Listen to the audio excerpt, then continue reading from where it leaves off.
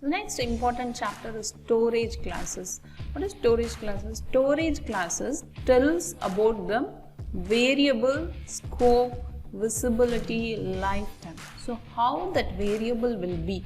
What is the scope of the variable? Scope means access. Okay. For example, if you are defined within a function, only this variable is accessible only within the scope, right?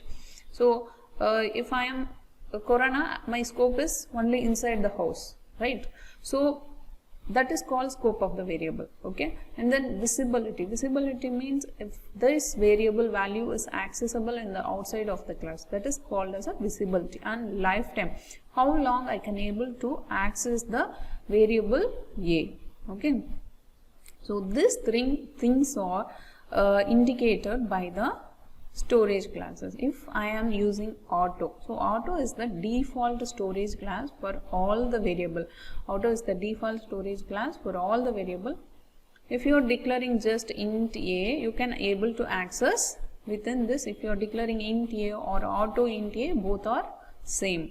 This is the default storage class for all the variables. And the next one is static. If you are defining as static, the value does not change during the lifetime of the program. If I define static const int b equal to 20, so the b value is always 20 during the lifetime of the program. We cannot increment or decrement the particular variable. And the next one is extern. So if I declare extern int b, this variable is accessible outside of the class. So if I am declare extern, that is, it gives the visibility to all the program files, such as outside you can able to access that files. So that is an extern keyword. And register. Register means such as an high speed access, the value stored in a register rather than RAM. So rather than if I stored in a RAM, I have to go and then take the variable and then place it on the register and then I am going to execute. So this will take a little bit of time. So to in normal process, okay, to increase the speed of a variable, if you want to access a variable very fastly, I have to declare that variable in the register storage class. If I want to access the particular variable in a very fast way, okay, want to access very fast way, then I have to declare in the register storage class. For example, register integer student number. Register integer student number. If I put student number, I can able to access that number very fastly. So if I want in that kind of thing, means I have to declare register. Okay, register is a highly cost, so I have to use in a very important time. Okay, register, it's a high speed access.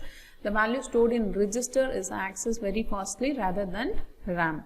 The next important one is mutable. Mutable means it applies only to the class objects. Okay, so mutable is not present in C, but in C++ mutable is there. It applies for classes and objects.